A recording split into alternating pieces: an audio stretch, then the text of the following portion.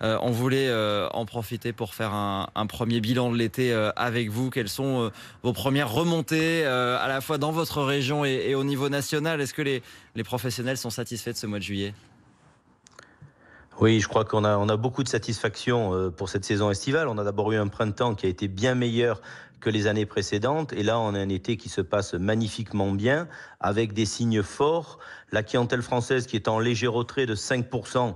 Mais n'oublions pas que les années Covid avaient boosté les fréquentations des Français en France avec des signes records.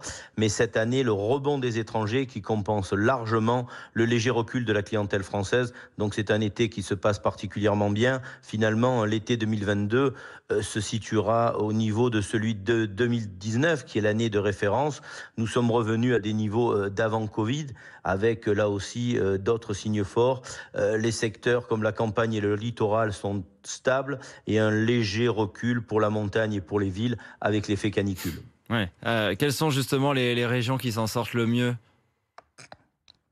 Les régions proches de Paris, puisque les gens n'ont pas voulu souvent se déplacer très loin, je pense à la Normandie, à la Bretagne, mais ce qui marche aussi très bien, c'est bien évidemment Auvergne-Rhône-Alpes et notre région Sud-Provence-Alpes-Côte d'Azur, avec un taux de remplissage très intéressant et des réservations très fortes dès le mois de mai.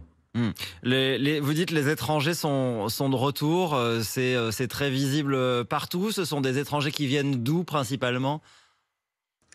On a l'Europe qui est bien revenue chez nous, quand je pense aux Allemands, aux Hollandais et bien évidemment aux Britanniques qui n'étaient pas là l'année dernière. Et puis il y a le grand international avec les Américains, les Canadiens, le Moyen-Orient.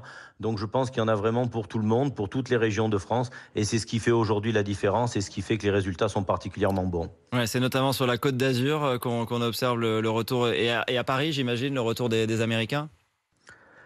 À Paris, on a un retour des Américains qui est très fort. Ce qui est remarquable, c'est que les taux d'occupation sont très bons dans l'hôtellerie, avec des indicateurs de performance économique excellents. En d'autres termes, les touristes étrangers sont là et ils dépensent plus que les années précédentes. Et chez nous, bien évidemment, il y a l'hôtellerie de plein air qui connaît un succès, une progression encore de 3% par rapport à l'année dernière.